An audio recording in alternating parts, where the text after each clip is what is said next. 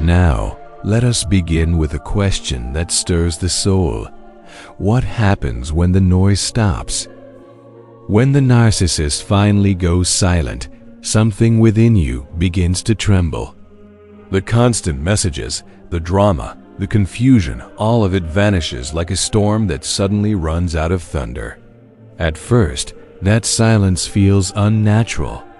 It feels like a void, as if something vital has been ripped from your life. But soon, you realize that this silence is not punishment. It is divine surgery. You see, when you have been entangled with a narcissist, your spirit learns to survive on chaos. Every moment of peace feels foreign because your heart has been trained to expect conflict. The narcissist fed on your reaction, your compassion, and your hope. Their words shaped your emotions until your worth began to shrink in their shadow. But then one day, the Lord allows the curtain to fall.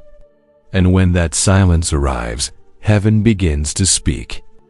Before we begin this journey, it is a blessing to know from which part of the world you are watching and at what hour of the day God has guided you to this message. Truly, it is a joy to witness how the Lord gathers hearts from every corner of the earth, uniting them in one spirit and in one truth. Hebrews chapter 11 verse 1 reminds us, "Now faith is the substance of things hoped for, the evidence of things not seen." Faith is not built in noise. Faith is strengthened in silence. When everything becomes still, your spirit can finally hear what the world has been shouting over. The narcissist's silence is not emptiness. It is God's way of restoring the sound of your own heartbeat. There is something sacred about that quiet moment after a storm. The air feels heavy, yet holy. You begin to notice your breath again. You start remembering who you were before the manipulation began. Slowly, you realize that you had been living in survival mode, not peace. The narcissist's absence begins to expose how deeply you had been controlled by their presence. Some people call it the calm after the chaos, but in truth, it is the beginning of awakening. It is the moment when heaven whispers, "Look at what I have removed from your path." The silence that once terrified you is now cleansing your soul. It is not rejection, it is realignment. You may find yourself wondering why they vanished so quickly or why they no longer seek your attention. But that silence is not their power, it is their defeat.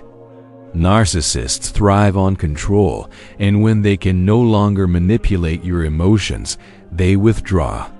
They disappear because they have lost their grip. What they see as abandonment, heaven calls separation. Psalm chapter 46 verse 10 says, "Be still and know that I am God." Stillness is not weakness, it is wisdom. The Lord removes the noise so that the truth can be heard.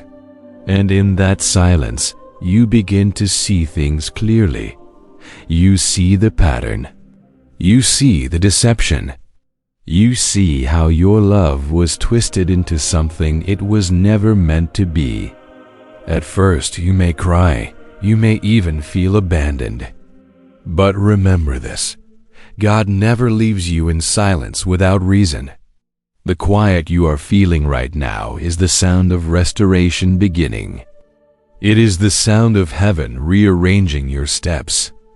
The narcissist thought their absence would break you, but that very absence is where you will find your strength. This is where the Lord begins to rebuild what was broken. Every tear becomes a seed of renewal. Every lonely night becomes a prayer rising toward heaven. And as you sit in that quiet, you will feel something new stirring within you, a faint, gentle peace that the narcissist could never destroy. It is the peace of knowing that your worth is not tied to their presence, and your future is not buried in your past. The moment everything went quiet was never the end of your story. It was the first chapter of your healing. But this silence carries more than comfort, it carries revelation. Because when the narcissist goes silent, a spiritual war begins to unfold behind the scenes. Have you ever wondered why your separation from the narcissist felt heavier than an ordinary breakup? Why it seemed like something deeper was happening beyond what your eyes could see? That is because it was not just a breakup, it was a spiritual battle. Ephesians chapter 6 verse 12 reminds us, "For we wrestle not against flesh and blood, but against principalities, against powers, against the rulers of the darkness of this world, against spiritual wickedness in high places." What you faced was not only emotional manipulation. It was a conflict between light and darkness, between truth and deception. The narcissist was not only fighting for your attention, they were fighting for your peace, your clarity, and your connection with the divine. They wanted your light to dim because your light exposed their darkness. The moment you began to wake up to their patterns, the gaslighting, the lies, the false affection, they began to lose control. They could not bear your awareness because awareness brings freedom. And freedom is the one thing a narcissist cannot tolerate. This battle was never just about love, it was about ownership of your spirit. Every insult, every act of manipulation, every time they made you question your reality, it was designed to break your sense of identity. But what they did not know is that heaven was watching.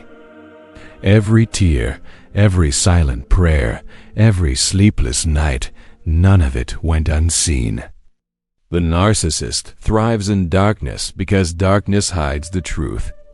They create confusion to control you. They twist your words to weaken you. They charm you to disarm you.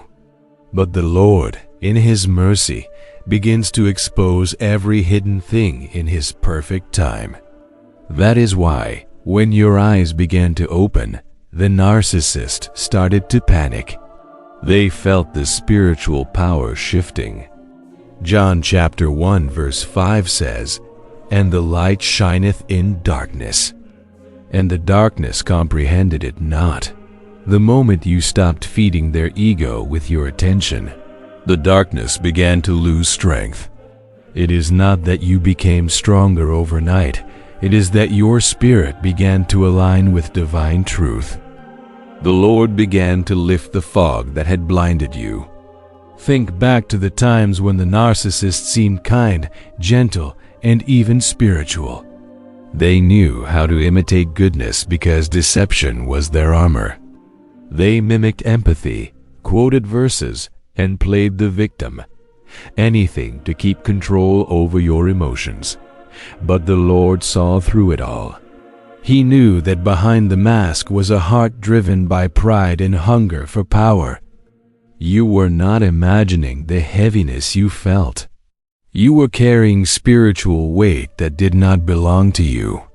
Their manipulation created emotional chains that held your joy hostage. You found yourself apologizing for things you did not do, trying to prove your worth, begging for peace that never came. But then came the separation, the divine intervention that felt like destruction, but was actually deliverance. Sometimes the Lord removes people from your life not because you failed them, but because they were sent to destroy you. What you called heartbreak was heaven calling you higher. Every lie they told was a weapon formed against your destiny.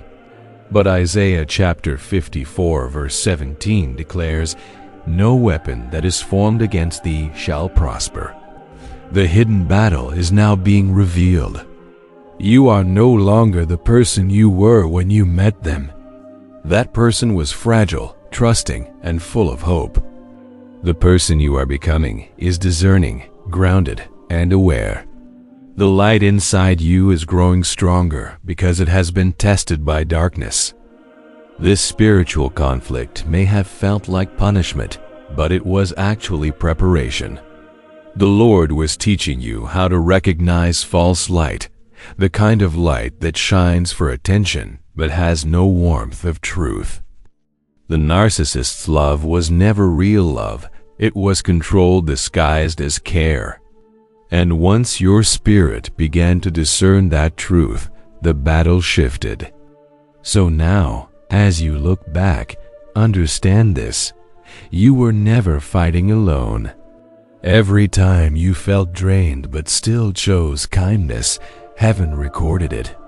Every time you were mocked but stayed humble, heaven remembered it. Every time you wanted to retaliate but chose silence, heaven honored it. You were fighting with light, and light always wins. But if this was truly a spiritual war, then what was the mask that darkness used to enter your life? How could something that looked so loving become so destructive? How could someone seem so loving, so kind, so perfect, and yet leave your spirit in pieces? How could their words feel so warm, yet their actions so cold? The answer lies in the mask. The narcissist's entire existence depends on illusion. They create an image of who they think the world wants to see. And behind that image hides the truth they refuse to face. From the very beginning, you were drawn to their confidence, their charm, their attention. They made you feel seen, admired, even chosen. They mirrored your values, your dreams, your hopes. They studied you with precision, not to love you, but to imitate the version of love you longed for. They became everything you prayed for, only to later reveal everything you feared. 2 Corinthians chapter 11 verse 14 says, "And no marvel, for Satan himself is transformed into an angel of light." That is the nature of deception. It always looks good at first. It feels safe. It sounds spiritual.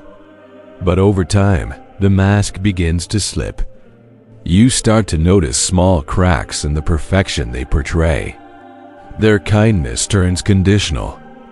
Their affection turns manipulative. Their apologies become rehearsed performances.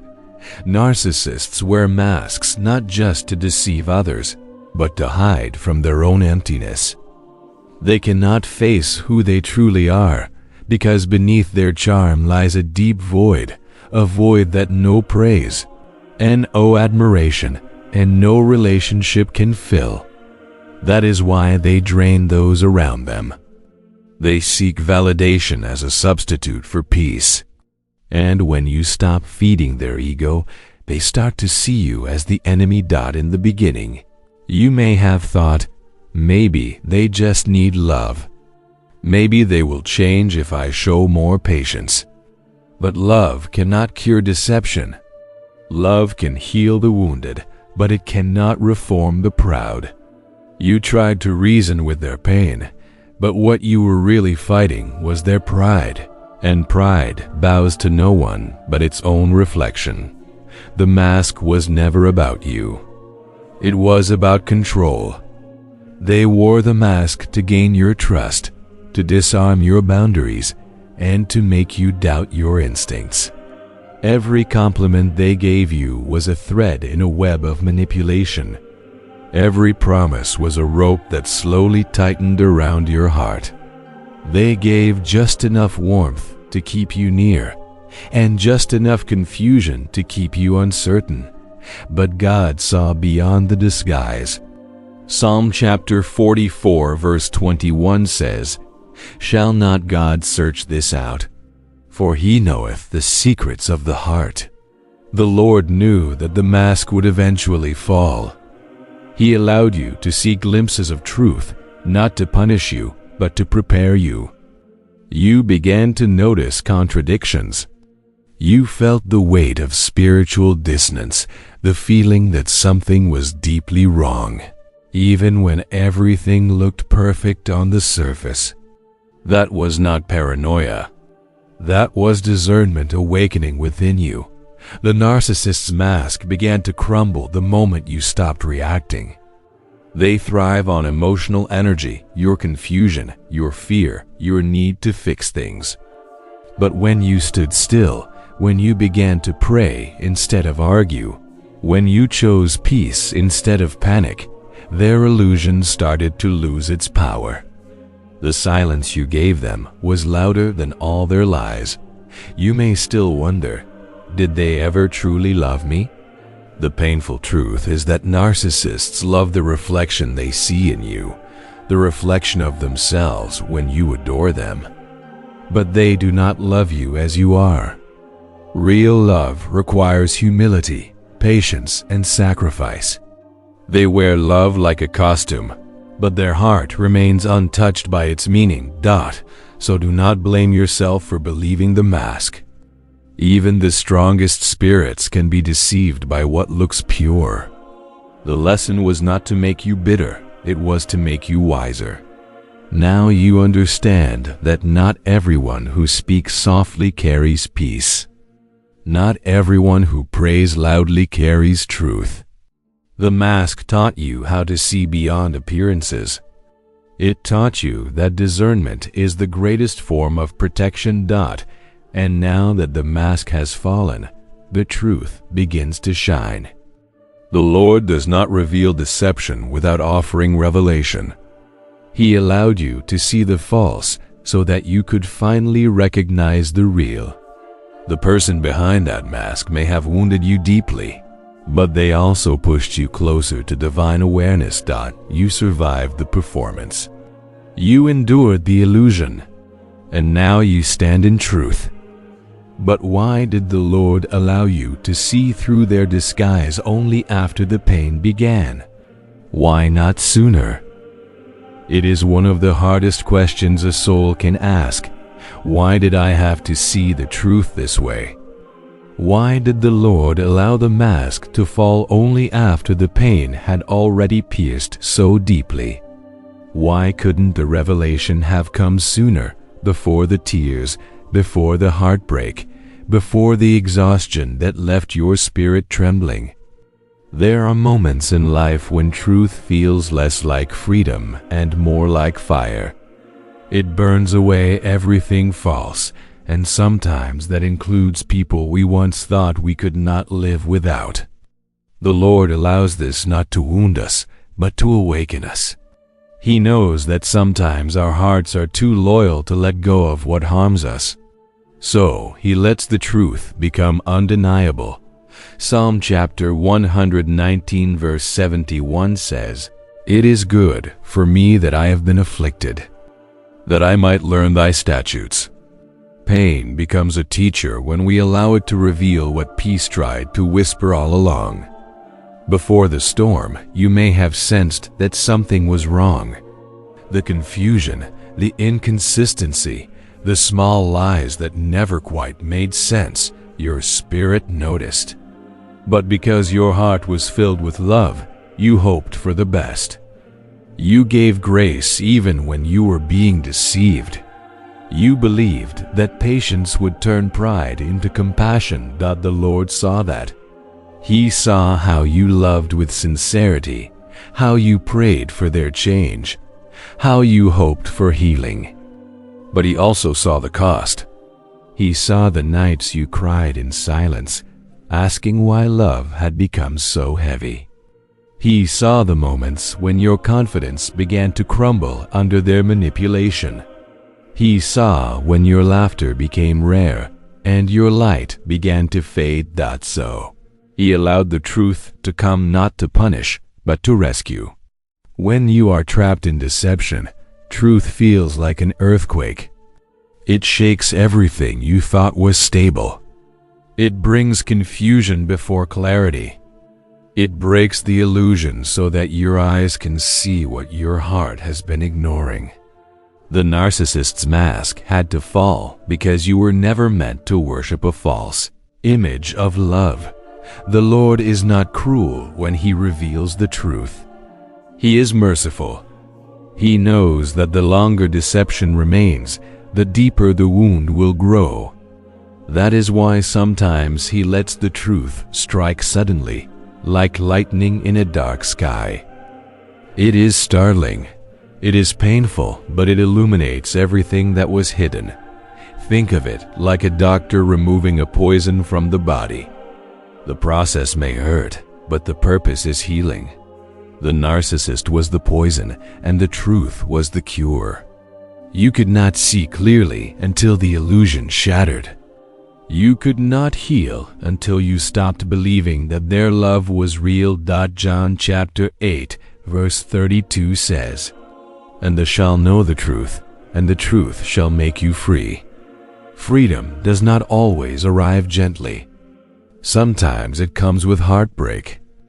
Sometimes it comes with the sound of a door closing that you beg to stay open. But what follows is peace that cannot be shaken, because it is built on reality, not illusion. The Lord knew that if you had seen the truth too early, you might have dismissed it. You might have defended the narcissist, made excuses for their cruelty, or convinced yourself that love could fix what only humility could heal. So instead, he let the truth come at the right moment, when your heart was finally ready to see it for what it was. That moment of revelation changed everything. You began to understand that not every connection is meant to last. Some are lessons. Some are assignments. Some are mirrors showing us what still needs healing within. The narcissist's deception exposed the parts of your heart that long to be chosen, valued, and seen. Through that pain, the Lord was teaching you how to find those things in Him alone. You learned that love without honesty is just manipulation in disguise. You learned that peace cannot live in the same space as confusion. You learned that your worth is not something to be proven. It is something that was given to you by your Creator from the very beginning. When the truth came, it broke you, but it also built you. It stripped away the false comfort of illusion and replaced it with the solid ground of discernment. You no longer live in denial. You no longer confuse attention with affection. You no longer settle for apologies that carry no change. It hurts to realize that someone you trusted was never who they appeared to be. But this revelation was not a loss, it was liberation. The Lord allowed it because He loves you too much to let you remain bound to lies. He knew that your heart was pure and that purity deserved protection. He knew that you were being drained by the constant cycle of deception and that your soul needed rest, and so He revealed the truth. He took what the enemy meant for destruction and turned it into direction. You began to see your life through new eyes that value peace more than promises, truth more than appearance, and healing more than attachment. Now you walk with a quieter spirit, but a stronger one. You no longer chase clarity from those who live in confusion. You no longer search for love from those who cannot give it. The truth set you free, and that freedom is holy. The Lord allowed you to see the truth so that you would finally see yourself the way He sees you, worthy, chosen, and no longer deceived. For a long time, your mind lived in a fog. You tried to make sense of words that never matched actions, promises that never became real, and affection that felt more like control. You replayed moments in your head, searching for clarity that never came. That fog was not just emotional turmoil, it was a spiritual cloud. It was confusion woven by deception. 1 Corinthians chapter 14 verse 33 says, "For God is not the author of confusion, but of peace." That single truth changes everything. The confusion you carried was not from heaven. It was not a lesson sent to torment you, nor was it a punishment for loving too much. It was a signal that the relationship was built on something unstable, something false. When you live with a narcissist, confusion becomes normal. One day you are cherished, the next you are criticized. One moment they smile at you, the next they withdraw without reason. You try to please them, only to find that their satisfaction vanishes like smoke. Their approval feels like sunlight that disappears behind clouds the moment you reach for it. The constant shift between praise and punishment creates a fog that dulls your perception. You start doubting your instincts. You question your memory. You even wonder if your kindness is the problem. That is how spiritual confusion operates. It turns you inward, convincing you that you are the cause of your own suffering. But the Lord, in His mercy, steps in. He begins to clear the fog little by little so that you can see again. The lifting of confusion often begins with exhaustion. You reach a point where your soul cannot carry the weight of deception any longer. You stop fighting to understand what makes no sense. You stop chasing closure that never comes. You stop explaining yourself to someone who only listens to control. And in that surrender, clarity begins to bloom. At first, it feels strange. You wake up one day and realize that you are no longer desperate for answers.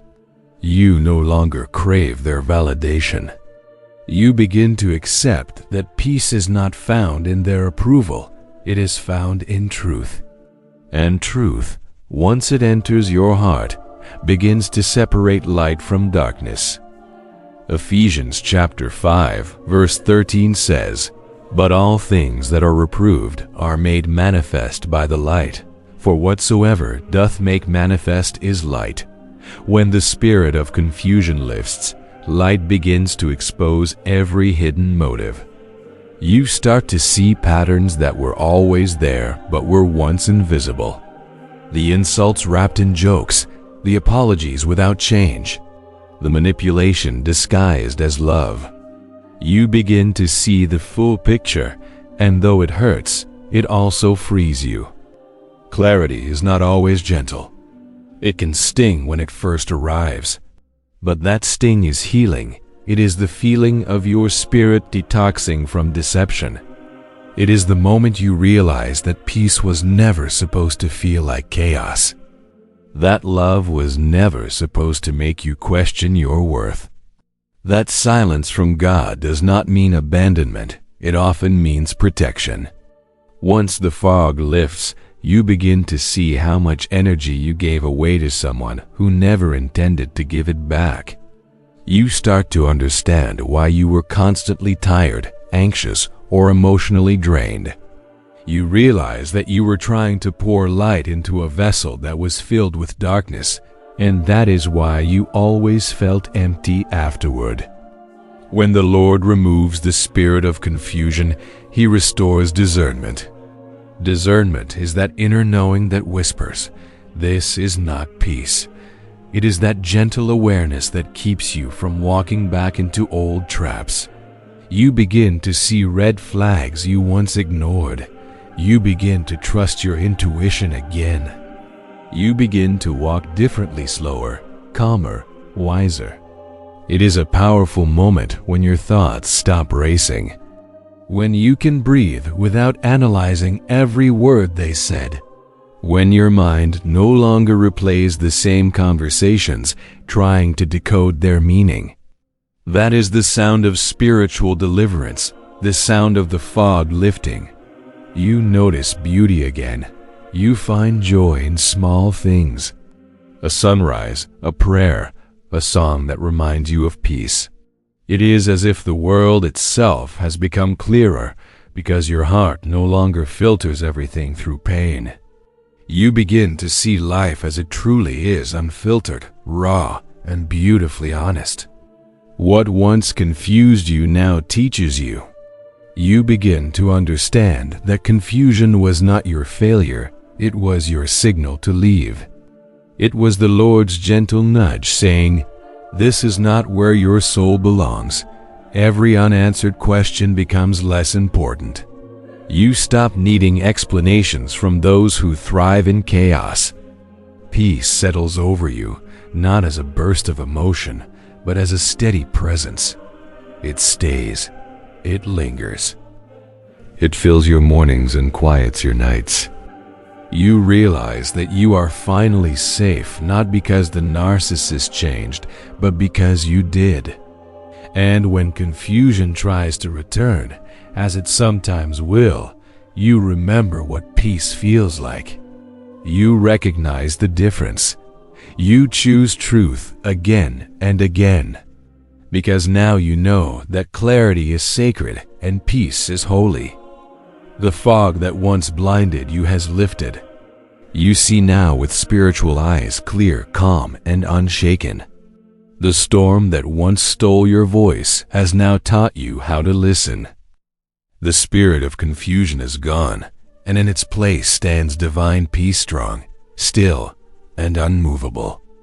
There are battles that happen in the open, loud arguments, painful endings, words spoken in anger. But then there are battles that happen in silence, the kind that no one else sees, the kind where the noise is inside your mind, where your thoughts argue with your heart, and your emotions swing between hope and despair.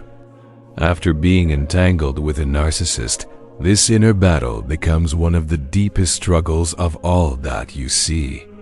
Long after the arguments have ended and the distance has begun, the real war begins inside your spirit. You replay the story again and again, wondering if you could have done more, said something different, prayed harder, loved better. You wonder how someone who claimed to care could also cause so much pain. You wrestle between anger and compassion, between wanting justice and wanting peace. Romans chapter 7 verse 19 says, "For the good that I would, I do not, but the evil which I would not, that I do." This verse captures the confusion of a wounded heart. You want to forgive, but resentment whispers. You want to move on, but the memories pull you back. You want to let go, but your heart still feels the weight of what was lost. This is the silent battle, the conflict between spirit and emotion, truth and attachment, healing and habit. The narcissist's influence doesn't fade easily. Their words echo long after they are gone. Their manipulation plants seeds of doubt that try to grow even in your solitude. You may find yourself missing the very person who caused your pain, not because you want the abuse, but because your heart remembers the illusion, the version of them that never truly existed. That is the cruel nature of deception. It attaches itself to your hope. But the Lord knows how to fight battles you cannot see. Psalm chapter 34 verse 18 says, "The Lord is nigh unto them that are of a broken heart, and saveth such as be of a contrite spirit." When your tears fall quietly at night, when you whisper prayers you can barely finish, He is near. The silent battle may feel lonely, but you are never fighting alone. The Lord understands the complexity of your pain. He knows that you do not hate the narcissist, you hate what they did. He knows that you still have compassion, that you still wonder if they will ever change. But He also knows that healing requires separation. The same heart that longs for peace must also learn boundaries. Healing is not forgetting. It is remembering without losing your peace. It is learning to look back without returning. It is choosing to love from a distance while protecting your soul from harm. This balance takes time, and during that time, the battle rages quietly. There are days when you feel strong and clear, and days when you feel weak and uncertain. That is normal. The Lord uses both kinds of days to build something lasting within you: wisdom, discernment, and emotional strength. He teaches you to listen not to the voice of guilt, but to the whisper of truth. Slowly, your mind begins to realign with reality.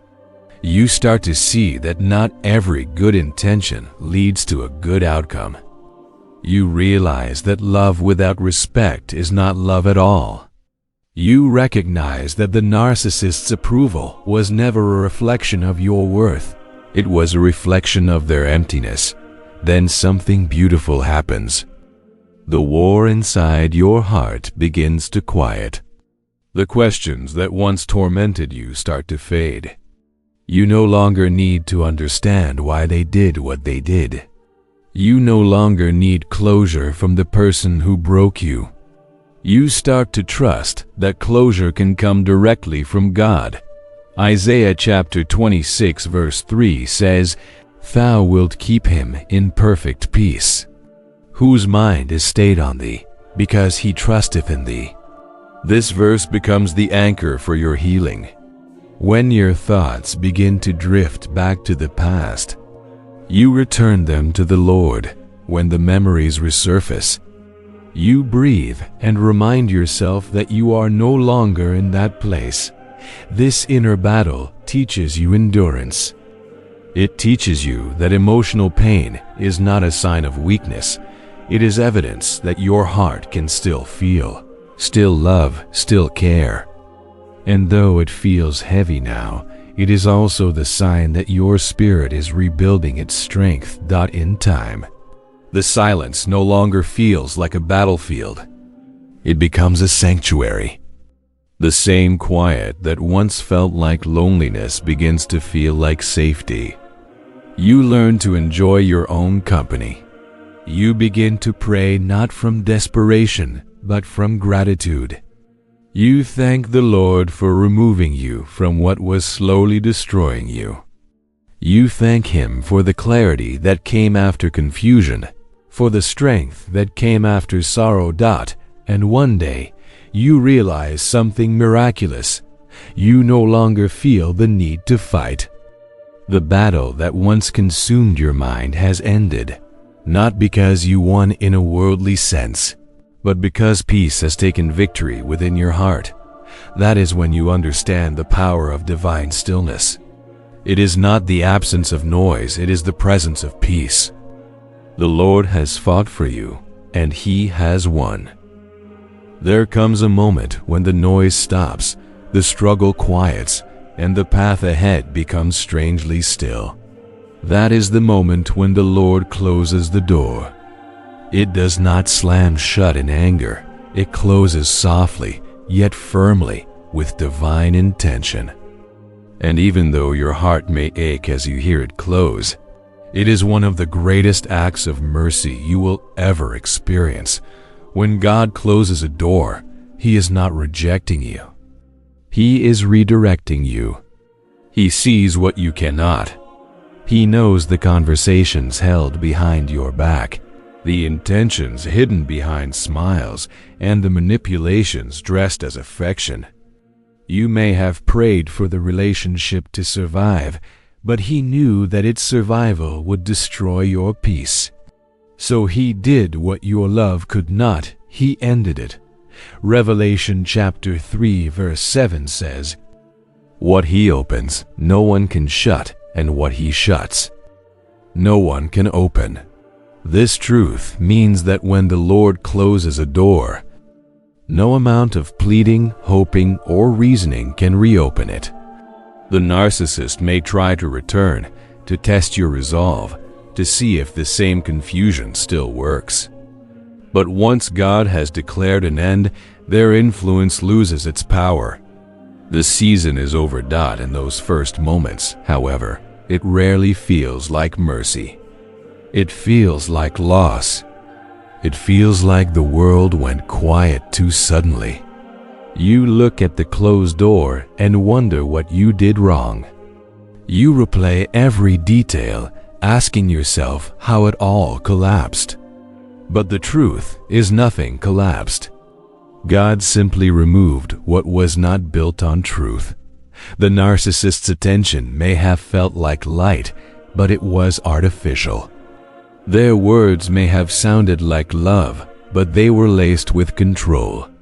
You could not see it fully while you were inside it, but once the door closed, your eyes began to adjust. You began to see that their affection came with conditions, their apologies with excuses, their kindness with manipulation. You see, when the Lord closes a door, He is not taking something away from you. He is taking something off of you. He is lifting the weight of deception, the burden of performance, the constant cycle of trying to prove your worth. You were never created to beg for love. You were never meant to live in a state of emotional captivity. In that stillness, the Lord begins to heal you in ways you didn't even know you needed. He restores your ability to trust yourself again, to listen to your intuition, to honor your emotions, to respect your own boundaries. He starts to rebuild your identity, not based on who rejected you, but on who He designed you to be. Sometimes He closes the door to protect your purpose. The narcissist's chaos could have distracted you from your calling. Their pride could have drained your strength. Their manipulation could have silenced your voice. So God allowed separation, not because you were weak, but because you were chosen for more. It takes courage to stop knocking on a closed door. It takes faith to walk away without answers. It takes spiritual maturity to understand that some doors are sealed for eternity, and that is a blessing. Because if that door had remained open, you would have continued to pour love into a void that could never hold it. Psalm chapter 84 verse 11 says, "No good thing will He withhold from them that walk uprightly." This means that what is meant for you will never require you to lose your peace to keep it. The door that God closes was not good for you, no matter how familiar it felt. It may have felt safe because it was known, but comfort is not the same as peace. The Lord does not call His children to comfort. He calls them to growth. At first, you may stand at that closed door for a while, touching the handle, listening for footsteps, hoping for change. But over time, you begin to realize something powerful. The silence behind that door is not emptiness. It is protection. The absence of their voice is the presence of peace. And slowly, you begin to feel the air shift. You notice that you can breathe again. You laugh more freely. Your body no longer tenses at every notification or message. You no longer feel the need to explain yourself. You realize that life outside that door feels lighter. That's when gratitude begins to replace grief. God closed the door because He was opening a new one somewhere else, one you could not see while you were still standing in the hallway of confusion. But to reach that new door, you had to stop trying to reopen the old one. You had to trust that what was behind it no longer had a place in your story. In time, you stop asking why and start saying thank you. You understand that some of the greatest blessings come disguised as endings. What you thought was a loss was really liberation. What felt like rejection was really redirection. And one day, when you finally walk through the new door God prepared for you, you will look back and realize you didn't lose anything. You were being rescued. Because when God closes a door, He is not removing your joy. He is preserving it. He is saving your heart from a counterfeit so that you can receive the real thing, the peace, the love, and the purpose that were always meant for you. There comes a point after the storm when you finally stop looking outward at what they did to you and start looking inward at what the experience awakened within you. This is where true transformation begins. The narcissist was not just an enemy to your peace, they were also a mirror, reflecting the parts of your soul that needed healing. At first, this realization may sting. It is easier to see the darkness in others than to recognize the hidden wounds that allowed that darkness to enter your life. But healing is never about blame, it is about awareness. The narcissist's manipulation found space to thrive only where your heart had gaps formed by rejection, abandonment, or years of feeling unseen. Psalm chapter 139 verse 23 says, "Search me, O God, and know my heart. Try me, and know my thoughts." This prayer is not a cry of guilt.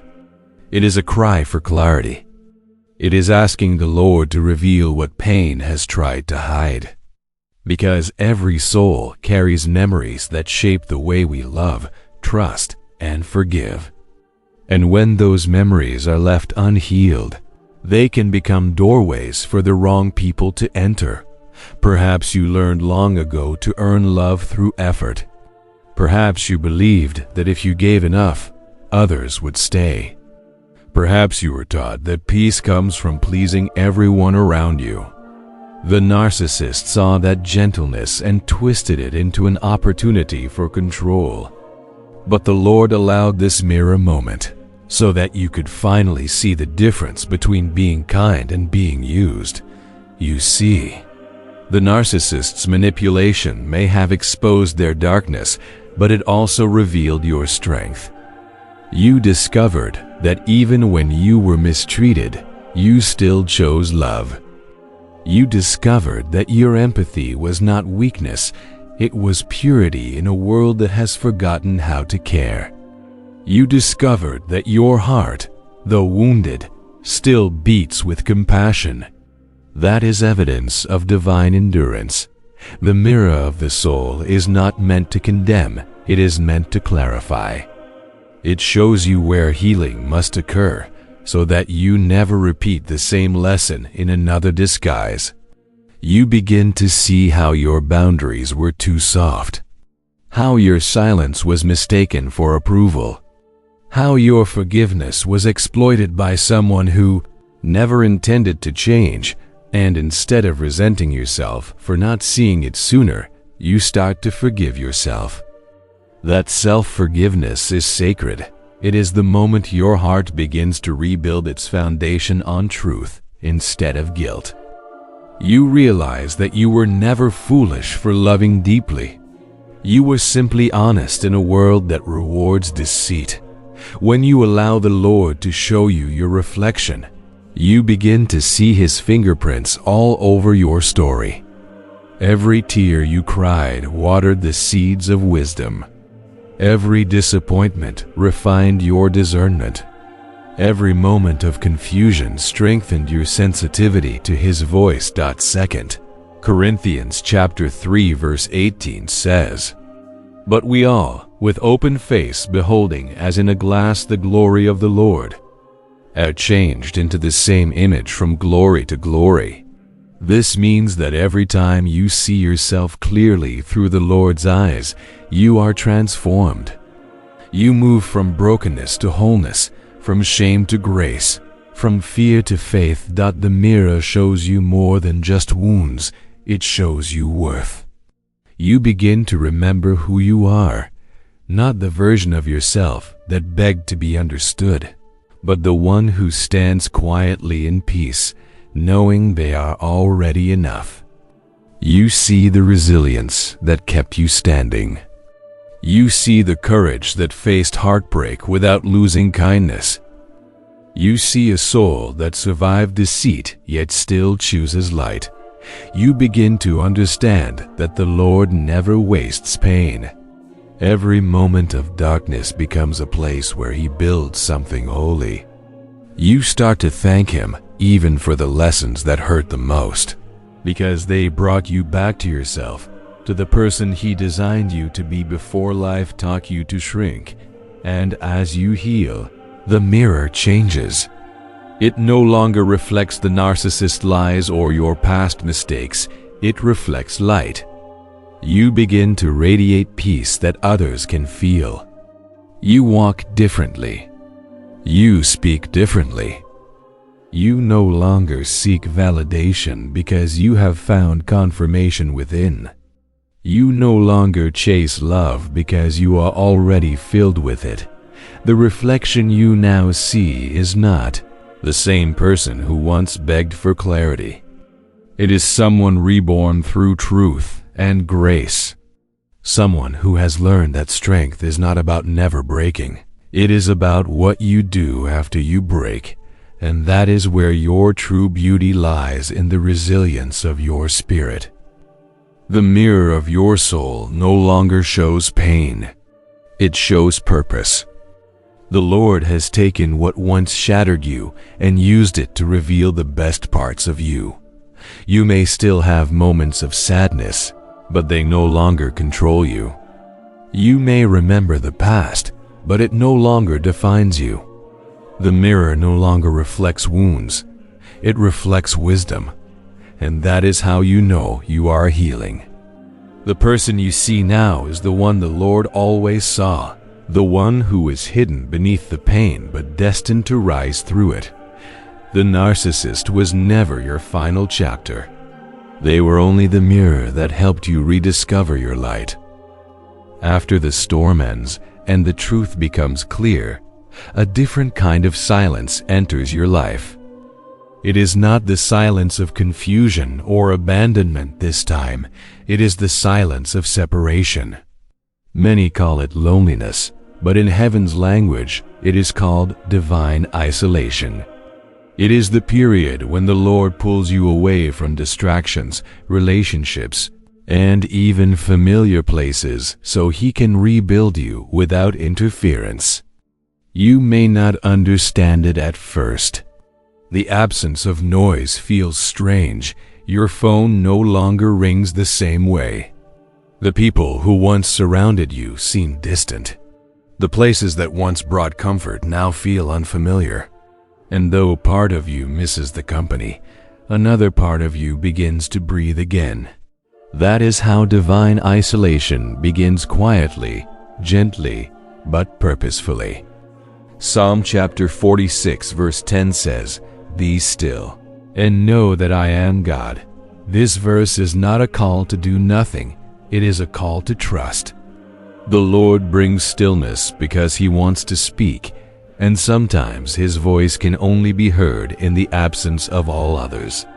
For so long, your world revolved around chaos.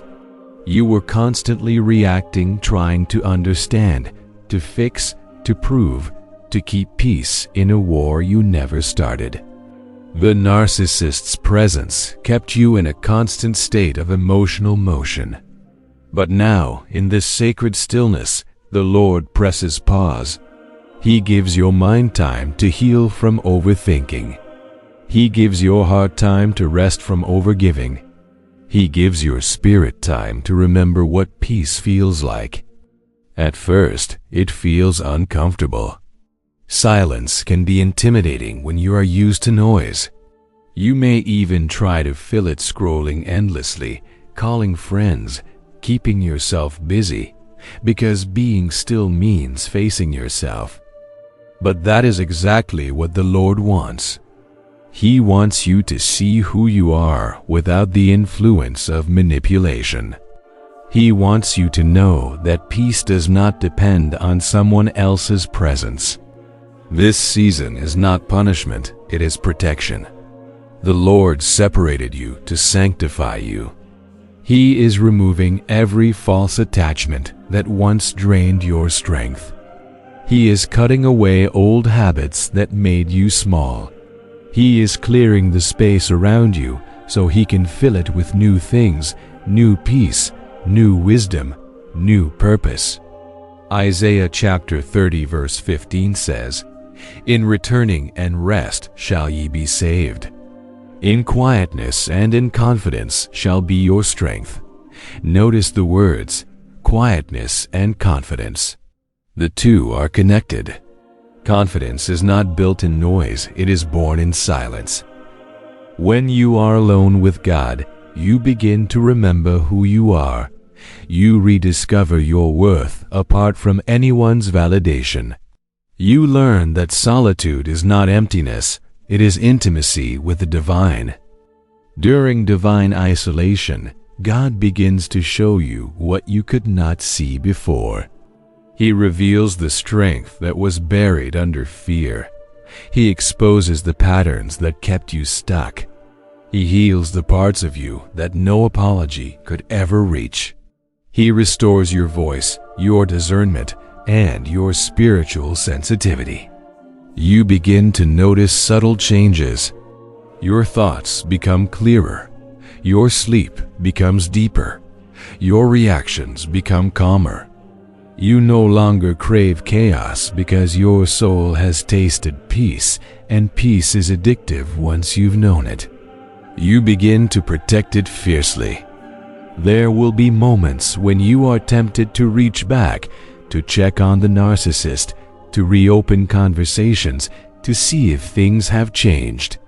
But in divine isolation, every time you reach for the past, you will feel resistance. That resistance is the Lord reminding you that door is closed. Stay where I have placed you. This isolation is not forever. It is a season of preparation. Just as a seed must be buried before it can bloom, so must you be hidden before you are revealed. The quiet time you are living through is not wasted, it is sacred. It is the soil where your next chapter is growing. You may not see results yet, but heaven is at work beneath the surface. Every prayer you whisper, every tear you release, every night you sit in stillness, the Lord gathers them all. He uses this season to strengthen your foundation so that when He brings new blessings, you will not crumble under their weight. Sometimes He isolates you not because you are unworthy of company, but because He is preparing you for better company. He knows that after the storm, your spirit is tender, and He guards it carefully. He will not allow counterfeit connections to touch what He is healing. That is why certain people cannot find you anymore. It is not rejection, it is redirection. Eventually, you stop fearing solitude. You begin to enjoy it. You find beauty in quiet mornings, strength in prayerful nights, and comfort in your own presence. You realize that divine isolation is not about losing others, it is about finding yourself again. And when the Lord decides the season is complete, He will bring new connections that match your growth. You will meet people who speak peace, who give without taking, who see your worth without demanding proof. But for now, your only task is to rest, to breathe, to listen. Because in divine isolation, you are not alone, you are being held, hidden in the hands of the one who never left. There comes a time, after pain and isolation have done their sacred work, when your spirit begins to see differently. Not through the eyes of fear or longing, but through the eyes of discernment. It is one of the greatest gifts the Lord gives to those who have walked through deception. For once you have seen the truth, you can never be blind again. Discernment is not suspicion. It is not about distrusting everyone you meet. It is the quiet, steady ability to sense what words cannot reveal. It is the feeling deep within your spirit that whispers, "This is safe," or "This is not." It is the spiritual wisdom that helps you see beyond charm, beyond performance, beyond appearances, into the true nature of a person or situation. Hebrews chapter 5, verse 14 says, "But strong meat belongeth to them that are of full age, even those who by reason of use have their senses exercised to discern both good and evil. This means discernment grows through experience. And oh, how much experience you now carry. The pain you endured was not wasted. It trained your spirit to recognize truth. Before, you might have mistaken charisma for kindness. You might have confused control for care. You might have believed that attention was love. But now, your spiritual senses are sharp. You can feel when energy shifts, when motives are mixed, when someone's words sound right, but their spirit feels wrong. You no longer fall for surface beauty because your soul has learned to read beneath it. You notice the small details, the tone, the timing, the silence after you speak. You pay attention to peace, because peace is the language of the Holy Spirit, and confusion is the language of the enemy. When peace leaves, you now know it's time to listen closely. This level of discernment did not come easily. It came through heartbreak, through prayer, through countless nights asking the Lord to make sense of what made no sense. It came through the stripping away of illusions until you could finally see with spiritual eyes. Proverbs chapter 2 verse 6 says, "For the Lord giveth wisdom. Out of his mouth cometh knowledge and understanding." When you began to seek truth instead of comfort, wisdom became your companion. You learned to wait before reacting, to pray before deciding, to watch before trusting. You stopped letting emotions lead and started letting peace guide. Discernment also changes how you speak. You no longer rush to explain yourself to those determined to misunderstand you. You no longer share sacred things with people who mock what they cannot comprehend. You guard your words because you now understand their power. The Lord has taught you that silence can sometimes be the loudest form of wisdom. You begin to see how discernment protects you. It saves you from repeating cycles. It keeps you from walking into familiar traps dressed in new faces. You may meet someone who reminds you of the narcissist, same charm, same confidence, same intensity. But now, your spirit senses the difference. You feel an uneasiness you cannot explain. That is discernment speaking. It does not shout. It whispers. The beauty of this gift is that it not only reveals danger, it also reveals goodness. You begin to notice genuine hearts more easily. You recognize humility, sincerity, and quiet strength. You are drawn to people who carry peace, who listen more than they talk, who love without demanding control. Discernment helps you choose connections that nourish rather than drain you.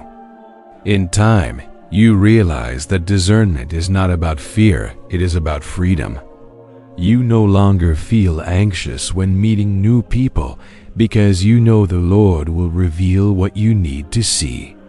You no longer overthink every decision because you trust His guidance.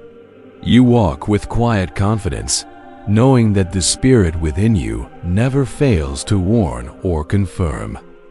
John chapter 16 verse 13 says, "Howbeit when He, the Spirit of truth, is come, He will guide you into all truth." That is what discernment truly is, the Spirit of truth alive within you.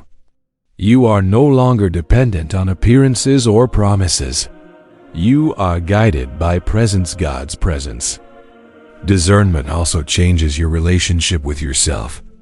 You begin to discern your own thoughts. You recognize when fear speaks instead of faith. You catch yourself when old patterns try to return. You can tell when your spirit is at peace and when it is being tested. That awareness gives you power, the power to choose differently. And so, you move forward not with suspicion, but with wisdom. You still love deeply, but no longer blindly. You still forgive, but without reopening doors that God has sealed. You still give, but from overflow, not from emptiness. The Lord has upgraded your vision. You now see through spiritual lenses. The same eyes that once wept in confusion now see with clarity. You discern what is holy and what is harmful. You discern who is real and who only pretends. You discern what comes from God and what comes to distract. And that, dear soul, is freedom from deception, from manipulation, from cycles of pain. You no longer live reacting to darkness. You walk guided by light. The narcissist once clouded your mind, but now discernment has become your shield. You may bend, but you will never again be broken by illusion. For the Spirit of truth now dwells within you, and through Him, you will always know which path leads to peace. There is a voice within each of us that speaks quietly, softly, and without force. It is the voice that was once silenced by fear, ignored by confusion, and buried beneath the noise of other people's opinions. For those who have lived under the control of a narcissist, that inner voice was often mocked, dismissed, or replaced by someone else's version of truth. But healing begins the moment you start hearing your own soul again. For so long, you may have second-guessed everything you felt. You wondered if you were overreacting, if you were being too sensitive, if maybe you were the problem. The narcissist made sure of that. They twisted your words, they minimized your pain, and they made you believe that your instincts could not be trusted. Yet deep down, your inner voice never stopped speaking. It was just waiting for a quiet space to be heard. Psalm chapter 46 verse 10 says, "Be still, and know that I am God." Stillness is the soil where your inner voice grows again. When you stop rushing to fix everything, when you no longer chase the approval of those who wounded you, you begin to hear something different, a voice that brings peace instead of panic, clarity instead of confusion. That is the voice of truth rising again inside you. Healing your inner voice is not about becoming loud. It is about becoming aligned with who you were before the manipulation and with who God created you to be. You start remembering your worth without needing anyone to validate it. You remember that your emotions are not enemies but messengers. They do not exist to shame you. They exist to guide you. Isaiah chapter 30 verse 21 says, "And thine ears shall hear a word behind thee, saying, This is the way, walk ye in it." That quiet guidance from the Spirit is always there, but pain can make it hard to hear. The noise of trauma, the echo of cruel words, the constant replay of past arguments, all these things crowd the space where your inner voice should dwell. So healing begins when you choose silence, not as escape, but as sacred restoration. You might notice that when you sit in silence now, it no longer feels lonely. It feels safe. Because for the first time in a long time, the silence no longer belongs to them. It belongs to you.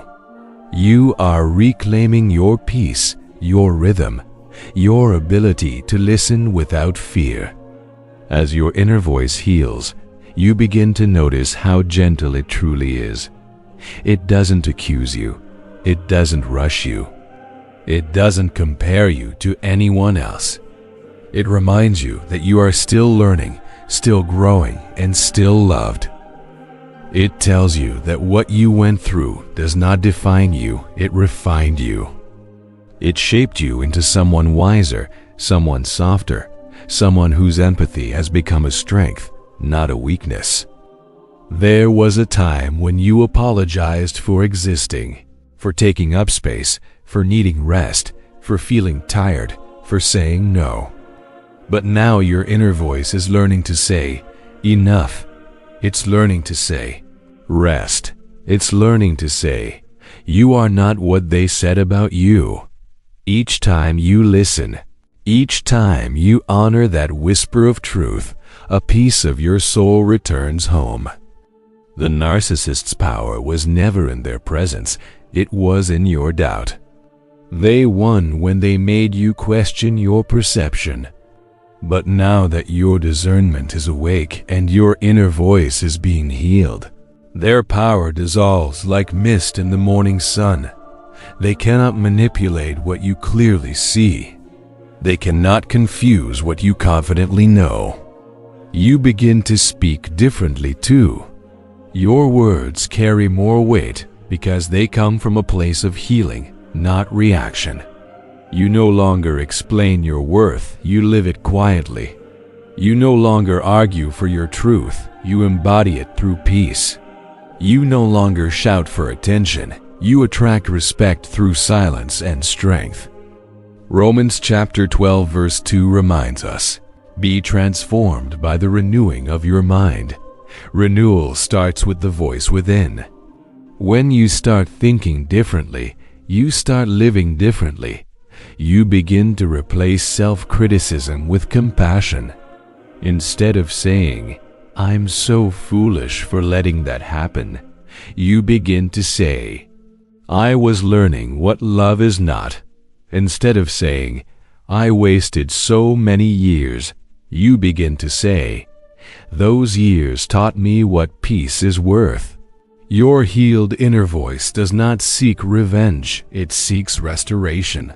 It does not cling to bitterness, it clings to wisdom. It does not live in shame, it walks in grace. And with every step forward, it grows stronger.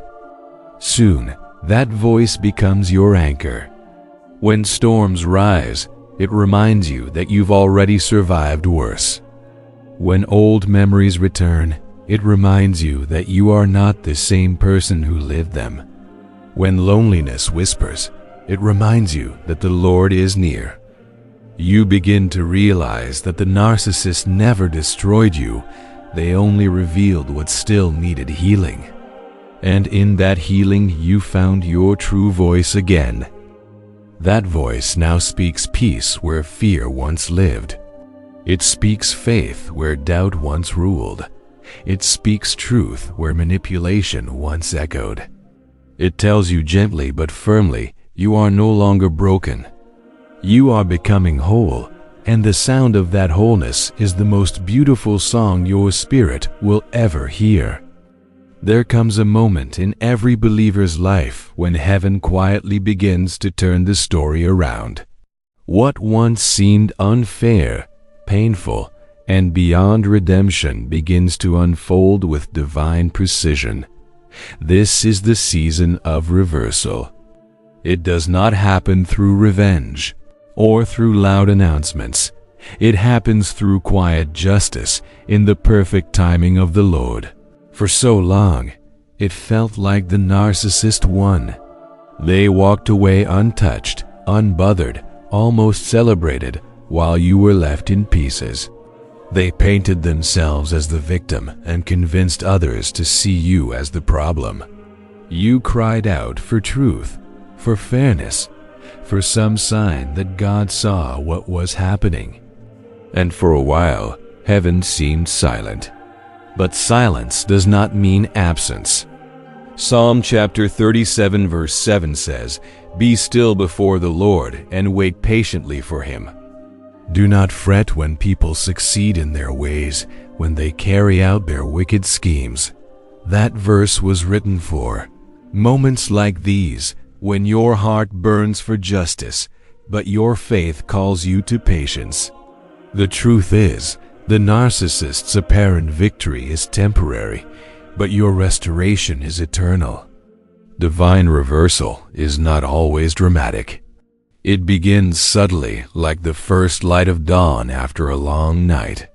You start noticing small signs, the peace that returns to your spirit, the joy that no longer depends on anyone's approval, the clarity that helps you see through every lie. What was once confusion becomes wisdom. What was once humiliation becomes testimony. The Lord has a way of taking what was meant to break you and using it to build you. Genesis chapter 50 verse 20 says, "You intended to harm me, but God intended it for good, to accomplish what is now being done, the saving of many lives."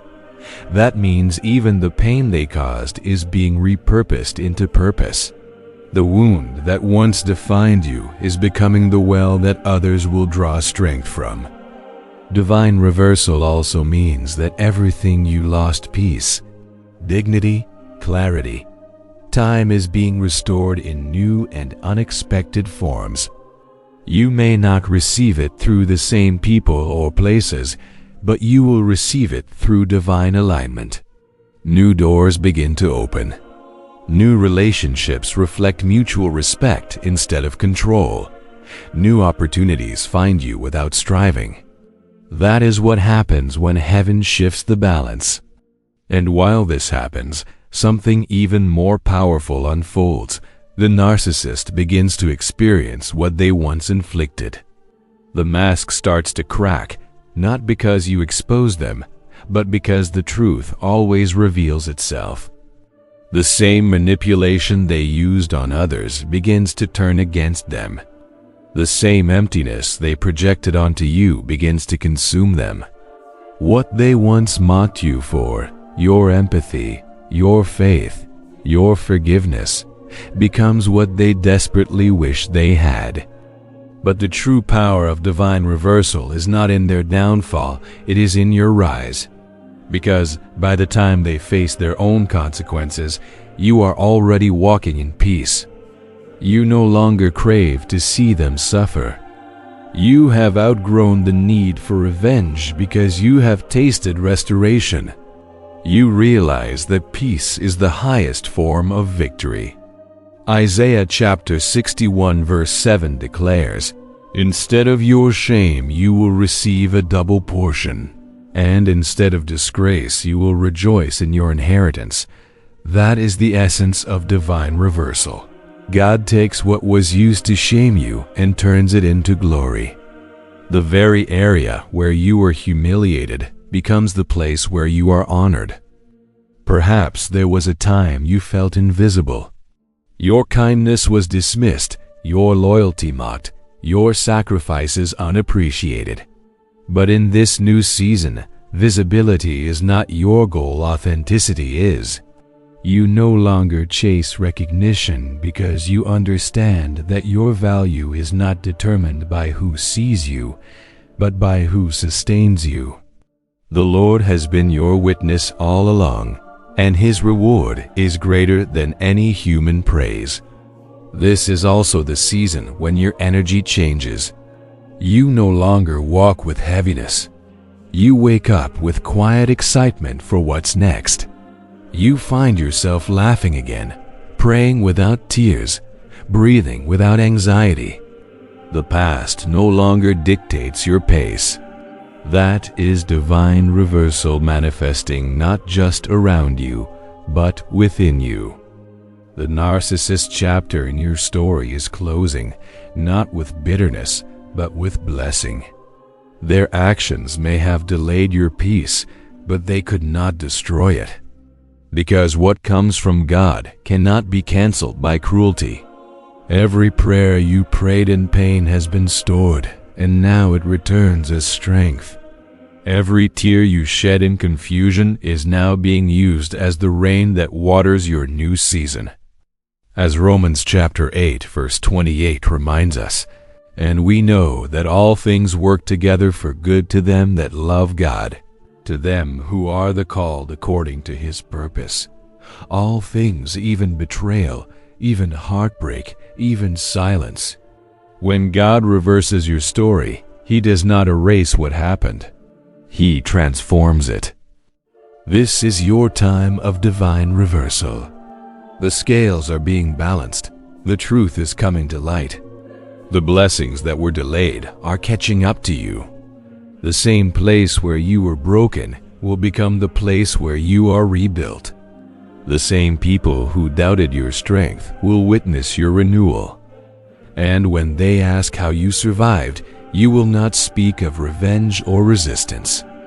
You will simply say, "Grace turned it around." There is a quiet holiness that comes at the end of every storm, the kind that cannot be described, only felt. It is not loud. It does not demand attention. It is the peace that comes when you finally understand that everything you went through had meaning. Every tear, every heartbreak, every sleepless night was leading you here to a place of deep peace, divine alignment, and spiritual maturity. The narcissist may have believed they took your light, but light given by God cannot be stolen. It may flicker under the weight of pain, but it never dies. And in this final season, your light burns brighter than ever, not because life is perfect, but because your faith is unshakable. John chapter 1 verse 5 says, "And the light shineth in darkness, and the darkness comprehended it not." That is who you are now. A light that darkness cannot understand, cannot silence, and cannot overcome. You are not the same person who once begged to be seen, heard, or understood. You no longer need validation from those who wounded you. You have learned that divine peace is better than human approval. There was a time when you thought your story ended in defeat. But what you did not see was how the Lord was rewriting your ending behind the scenes. He was not punishing you. He was protecting you. He was not rejecting you. He was redirecting you. The delay was not denial. It was preparation. Because before He could elevate you, He needed to heal you. Now you walk differently. Your pace is slower, but your steps are stronger. Your words are softer, but your spirit is louder. You carry wisdom that cannot be taught, only lived. You have walked through manipulation, gaslighting, and heartbreak, and yet you emerged whole. That is the quiet miracle, the kind that no one applauds, but heaven honors. Psalm chapter 40 verse 2 says, "He brought me up also out of an horrible pit, out of the miry clay, and set my feet upon a rock, and established my goings." You have been lifted from the pit of confusion, from the mud of self-doubt, and placed on solid ground. Your foundation is no longer fear, it is faith. The narcissist tried to define your worth by how they treated you, but the Lord has redefined it by how He restored you. You now understand that rejection was protection. Their cruelty was the push that led you toward purpose. Their lies were the soil where truth took root. What they tried to destroy became the very thing that birthed your strength. And now, as you stand in this moment of calm, you realize that peace is not something you find, it is something you become. It flows from the inside out. It does not depend on who stays or who leaves. It is not controlled by what others say or believe. It is anchored in your trust that all things are working together for your good, even when you do not understand how. You have learned to live gently, to love wisely, to forgive freely, but also to guard your peace like a sacred gift. You no longer open every door or entertain every voice. You have learned to recognize the difference between distraction and destiny. Your boundaries are not walls, they are gates of wisdom. You open them with discernment and close them with peace. As the years unfold, you will continue to see how every broken moment was part of a divine mosaic. The pieces that once looked meaningless now form a picture of grace. The wounds that once made you cry now make you grateful, because they taught you resilience, empathy, and spiritual strength.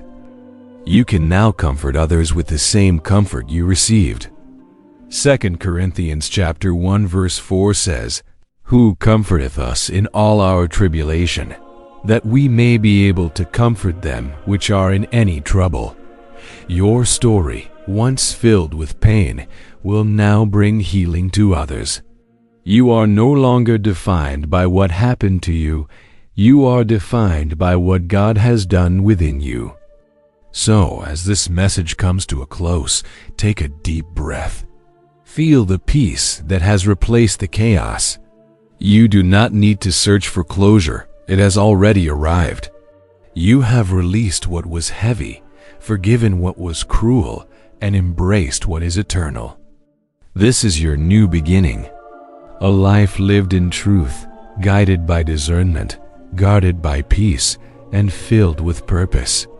You will still face challenges, but you will face them differently, because now you know who walks beside you. You know where your strength comes from. You know that even in the darkest night, your light will not fade. Lift your head, steady your heart, and rest in this truth. Your story was never about destruction. It was about transformation. What was meant to bury you only planted you deeper in grace. And from that soil of pain, faith has grown into something unbreakable. You are light. You are peace. You are proof that restoration is real.